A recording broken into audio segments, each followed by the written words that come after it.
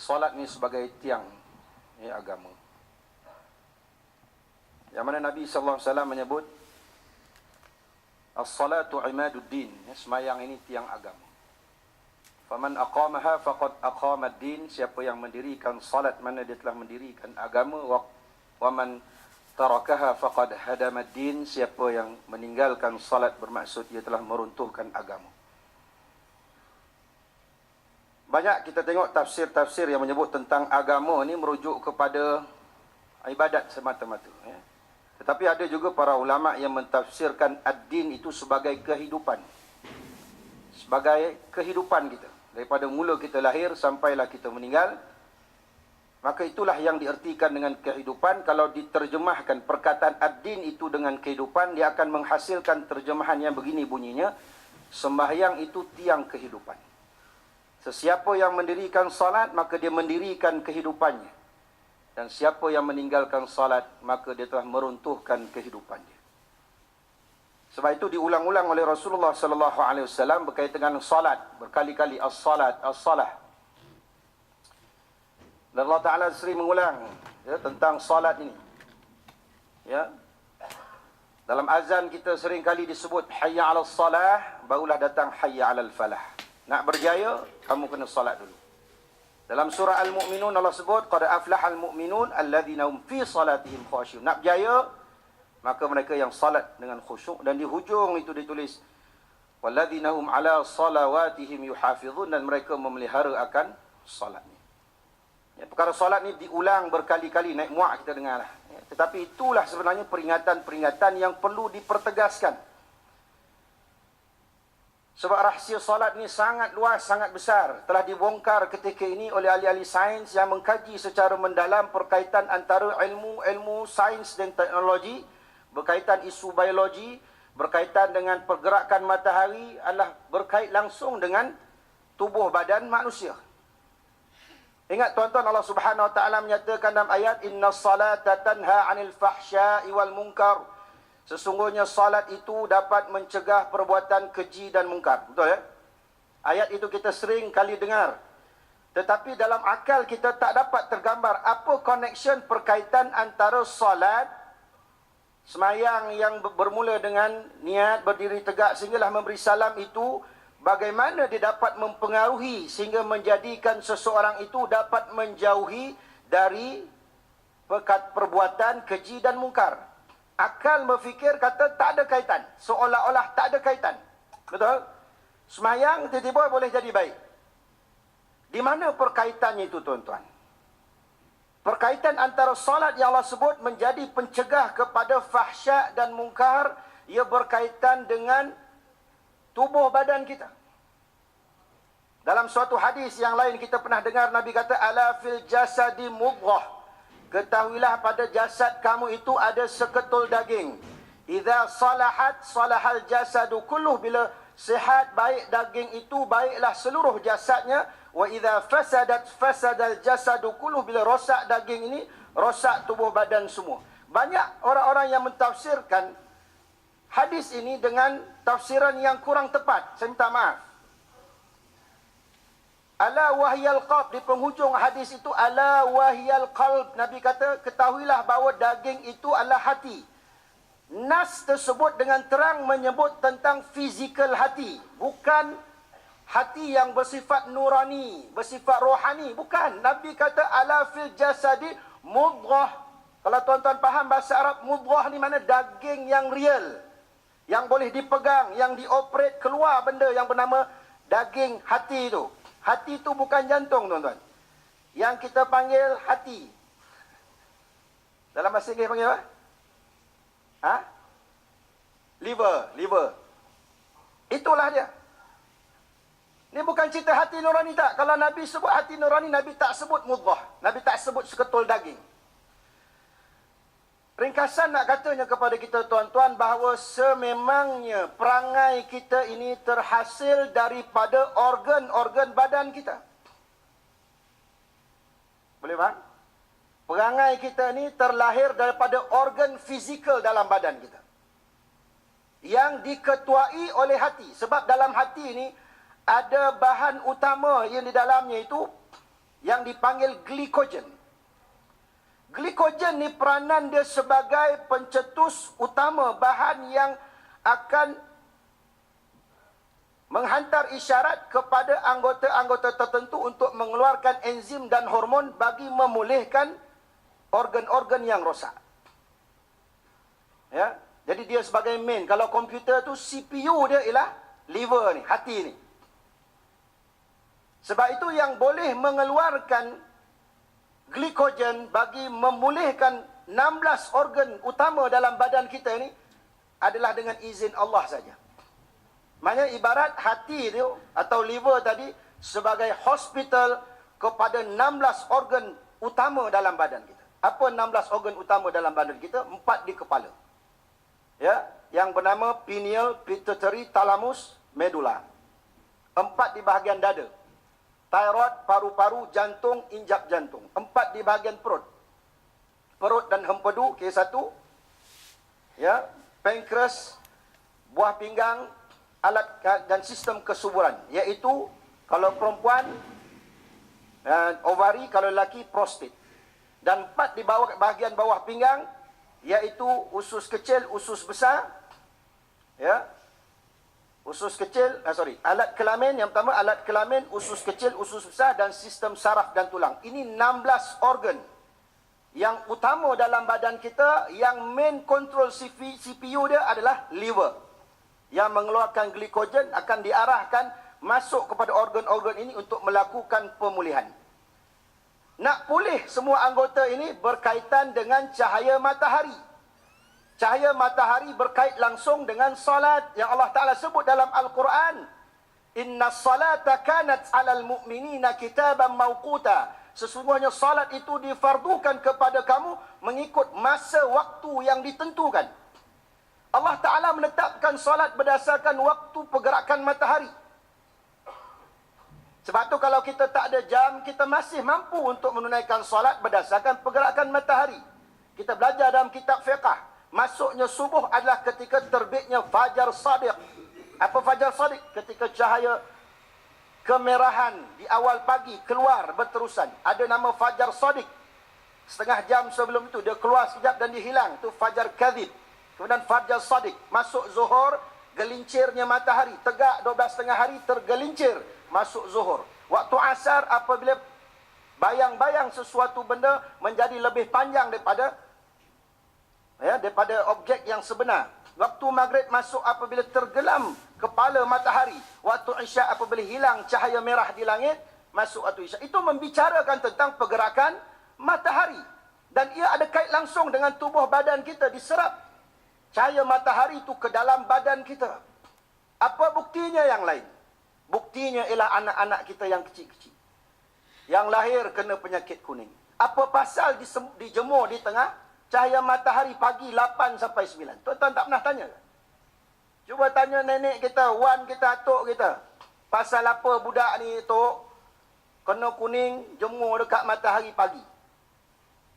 Sebab cahaya pukul 8 sehingga jam 9 itu ada vitamin K yang sangat baik untuk memberi kesan kepada liver. Dengan itu dia akan naturalkan, dia akan memulihkan kesihatan liver tadi. Maka bila hati tadi sudah pulih, jaundice, penyakit kuning tadi akan dipulihkan dengan sebab hati tadi cukup mendapat tenaga vitamin K daripada matahari. Faham? Nampak kesan matahari direct kepada badan kita, terutama pada 16 organ pada tubuh badan kita. Ya. Baik, di mana cara masuknya matahari? Saya ceritakan dulu apa kebaikan faedah daripada pergerakan cahaya matahari tiap-tiap waktu solat. Ya, sebab itu kita kena dirikan solat di awal waktu, kerana manfaat tenaga yang paling besar ada pada awal waktu. Sebab tu Nabi ulang berkali-kali, min khairin amali as-salatu ala miqatiha. Di antara amal yang terbaik adalah menunaikan solat pada awal waktu. Kenapa? Kerana kesan cahaya matahari yang banyak faedahnya tadi berada pada waktu awal waktu solat. Saya contohkan waktu subuh. Waktu subuh, cahaya yang terpantul ke dalam bumi melalui atmosfera. Cahaya matahari tak keluar lagi. Matahari belum keluar, fizikal matahari belum keluar, tapi cahayanya sudah terpantul ke angkasa. Apabila dia melanggar atmosfera, dia akan terpantul ke dalam bumi. Waktu subuh warna biru. Warna biru terpantul ke dalam bumi. Matahari ada 7 spektrum cahaya. Melalui pecahan cahaya konsep prisma, dia akan pecah jadi 7. Subuh cahaya biru masuk. Cahaya biru akan ditangkap oleh thyroid. Thyroid ialah sistem badan kita yang mengawal metabolisme, yang mengawal fungsi komunikasi. Ya. Sebab itu orang yang semayang subuh awal, cahaya biru diserap oleh thyroid, menghasilkan seorang yang komunikasinya jelas dan terang. Sebab itu kita sebagai bapa, kita sebagai ketua, cakap kepada anak buah tak berapa nak dengar. Kes dia subuh lambat. Sebab thyroid tidak cukup tenaga. Sebab itu orang kena beguk, bubuh nila. Bukan yang kecutkan beguk tu nila, bukan. Warna biru itu. Sebab itu kalau tak ada nila, ambil bendera Barisan Nasional. Balut. Boleh hilang beguk. Kalau jumpa, jangan buang bendera, simpan. Kalau kena beguk, boleh balutkan, insya-Allah sembuh. Kerana warna biru mengecutkan thyroid. Warna zuhur ialah warna kuning daripada matahari. Terpantul diserap oleh paru-paru. Orang yang lewat zuhur senang kena asma. Batuknya lambat sembuh. Kes lewat zuhur. Pasal cahayanya sudah tidak optimum. Pukul 3.30 semayang, 4 semayang. Cahaya kuning sudah tidak optimum, tak diserap oleh badan kita. Waktu asar berkaitan warna oranye, diserap oleh sistem kesuburan, iaitu ovari dan prostat. Sebab tu orang muda sekarang yang kahwin susah dapat anak, kes lewat semayang asar. Balik kerja tak nak semayang dulu, padahal balik kerja pukul 5 boleh singgah surau solat dulu. Tapi nak balik kat rumah, jam 6.30, 6.45 baru sampai rumah. Kahwin 4 tahun, 5 tahun tak beranak. Kes apa? Cahaya oranye daripada matahari tak cukup diserap oleh ovari dan prostat. Jadi siapa yang kahwin lama tak dapat anak, betulkan semayang asar. Jaga semayang asar. Dan jangan tidur lepas asar. Kalau dah tahap onyang, wan, tak nak beranak lagi, bantailah tidur lepas asar pun. Tak apa. Tapi bagi orang muda-muda, nak sihat prostat, nak sihat ovari, jaga semayang asar. Maghrib berkaitan warna merah, diserap oleh bahagian usus. Tinggal maghrib, senang kena gastrik, senang kena ulcer, apa saja penyakit berkaitan perut. Semayang isyak berkaitan merah hati, yang diserap oleh sistem saraf dan tulang. Lewat isyak, semayang, bukan kata tak semayang, tapi pukul 11, pukul 12, kita akan mengalami semut-semut, rasa lenguh pada sendi-sendi, kena gaut dan sebagainya. Punca dia adalah lewat daripada semayang isyak. Itu asas kepada 5 waktu. Sebenarnya tiap-tiap pergerakan itu ada kesannya pada tubuh badan kita. Jadi Allah menjadikan syariat 5 waktu di awal waktu, kerana ia akan mempengaruhi sistem utama dalam badan kita. Sebab itu kena tunaikan di awal waktu. Dan masuknya cahaya matahari ke dalam badan kita melalui apa? Melalui bulu roma kita. Maka di situ letaknya rahsia wuduk dan mandi wajib. Tujuan kita berwuduk, tujuan kita mandi wajib sebenarnya adalah untuk membasuh bulu roma kita. Membasuh liang-liang bulu roma kita. Dengan membasuh bulu roma tadi akan menyebabkan bulu roma kita menjadi aktif. Sehelai bulu roma kita ini mampu mengesan tenaga lebih kuat daripada 100 piring estro. Kekuatan dia menarik tenaga. Apa buktinya? Tuan-tuan masuk rumah kosong, tiba-tiba meremang bulu roma. Meremang bulu roma itu menunjukkan bahawa ada tenaga lain di dalam rumah itu, di dalam bangunan itu, khususnya jin. Sebab tu kita rasa, meremang bulu roma aku masuk bangunan ni, masuk rumah ni. Pasal ada tenaga lain. Sebab tu kita punya bulu roma, Allah Ta'ala tugaskan dia untuk menyerap tenaga. Sebab tu disyariatkan berwuduk untuk membasuh bulu roma. Tengok anggota wuduk, semuanya kawasan-kawasan yang mempunyai banyak bulu roma. Termasuk disuruh kita mandi wajib. Mandi wajib adalah membasuh semua bulu roma daripada atas kepala sampai kaki. Dan disuruh supaya diselatkan. Kalau rambut yang tebal dimasukkan, janggut. Kalau wuduk sapu saja. Tapi kalau berjambang disuruh supaya mandi wajib, disuruh masukkan supaya ratakan sehingga ke bahagian kulit. Kenapa? Kenapa? Kerana untuk mengaktifkan bulu roma kita. Bulu roma lah berperanan untuk menyerap tenaga matahari yang akan menyebabkan keberkesanan kepada 16 organ daripada badan kita. Sebab tu banyak orang yang mengalami sakit-sakit, kena gangguan, tidak berlaku kesihatan pada badan dia, adalah berpunca daripada mandi wajib yang tak sempurna dan wuduk yang tak sempurna. Itu je kes dia. Sebab tu ada perawat-perawat rawatan Islam, bila dia rawat, dia tak tanya banyak. Tanya soalan pertama, macam mana niat mandi wajib? Cuba tunjukkan secara ringkas macam mana cara awak mandi wajib. Ya, saya mandi wajib macam ni Ustaz.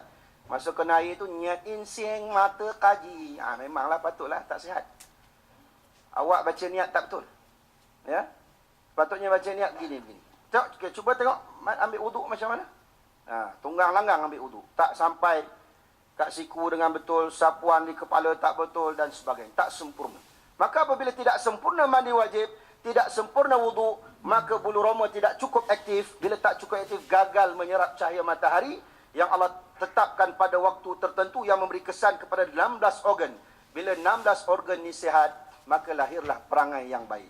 Itu yang Allah sebut, inna salata tanha anil fahsya'i wal munkar. Sembahyang dapat mencegah perbuatan keji dan mungkar daripada mana? Daripada 16 organ yang sihat, yang baik, kerana mendapat bekalan tenaga yang cukup daripada matahari. Sebagaimana kes anak kita tadi yang kena kuning. Tapi berkaitan dengan anak kena kuning ni, saya pesan pada tuan-tuan, untuk zaman moden kita ini, siapa yang anak kena kuning, jemur pada matahari, dia akan jadi kuning lagi. Lebih kuning lagi. Ya, sebab ibu-ibu sekarang yang mengandung sudah berlebihan vitamin. Petua tersebut sesuai untuk zaman dulu-dulu. Kan orang kampung dulu makannya tidak sihat. Makan kayu, makan paku, makan besi. Ya, orang dulu. Ubi, kayu. Pucuk, paku. Belimbing, besi. Amat tak elok makannya dulu. Jadi sebabkan tenaga tak cukup, lahir itu, dia punya hati tak cukup sihat, dijemur matahari, diserap. Kerana matahari ni ada sistem dipanggil foton. Foton dia tembak tenaga. Ya, maka bila dia tembak tenaga, masuk ke dalam hati, hati dia pulih, jaundice, penyakit kuning hilang. Anak-anak sekarang, ibu ketika mengandung, sudah makan obimin, makan folic acid, makan berbagai-bagai benda, maka anak itu menjadi telah terlebih vitamin. Dijemur di matahari, maka tenaga dia akan jadi lebih, maka hati dia mendapat vitamin yang lebih, menyebabkan kuning semakin meningkat. Jadi cara dia bagi anak-anak yang lahir pada hari ini, ialah jemur di bawah cahaya bulan. Ya, ini bukan lawak jenaka ni tu. Memang saya kata bukan lawak, betul. Jemur di bawah cahaya bulan. Bagaimana caranya? Bila tidur malam, anak tadi diletakkan di tepi tingkap. Jangan buka tingkap, nanti anak hilang.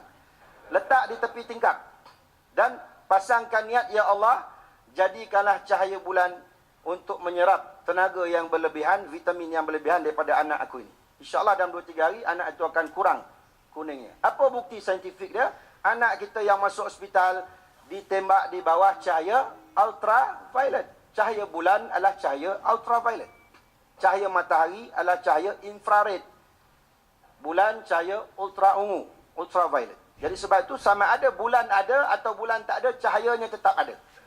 Cuma kita tak nampak. Jadi letak di tepi tingkap, pasang niat kepada Allah, ya Allah, jadikanlah cahaya bulan menyerap tenaga berlebihan atau vitamin yang berlebihan pada anak aku ini.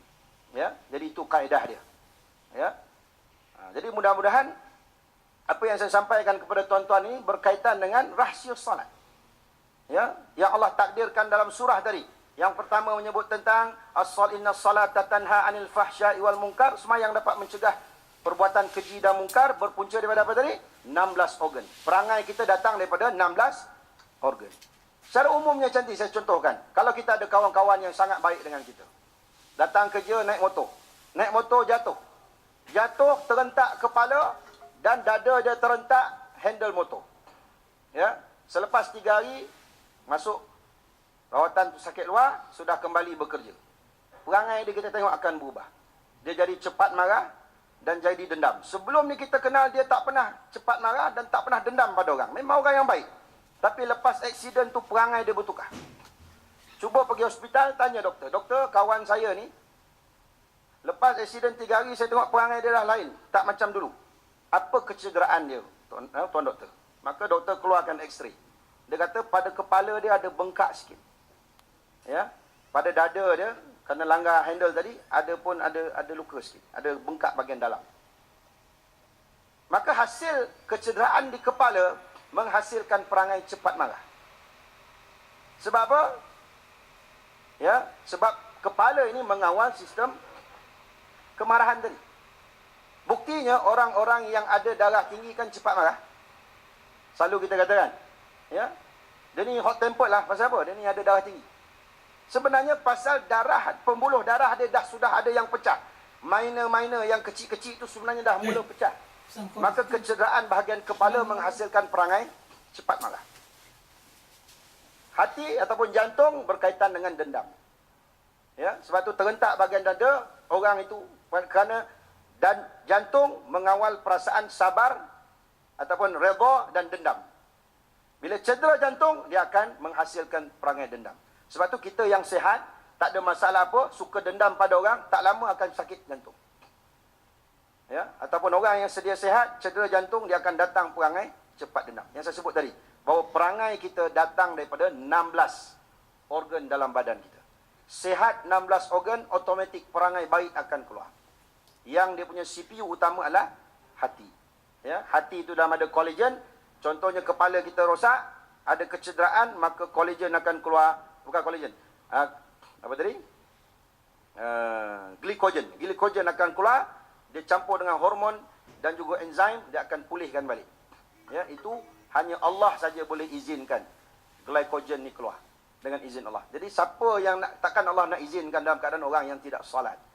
Dalam keadaan orang yang tak tunduk, tak patuh kepada Allah, saya Allah takkan izinkan glikogen ni untuk keluar bagi memulihkan badan kita. Sebab tu badan kita ni sebenarnya, ya, dipanggil self cure, boleh memulihkan sistem badan kita sendiri. Tak perlu sangat ubat-ubatan luar. Ubat-ubatan luar itu sebagai bantuan saja. Tapi dengan sendiri ni dia boleh baiki.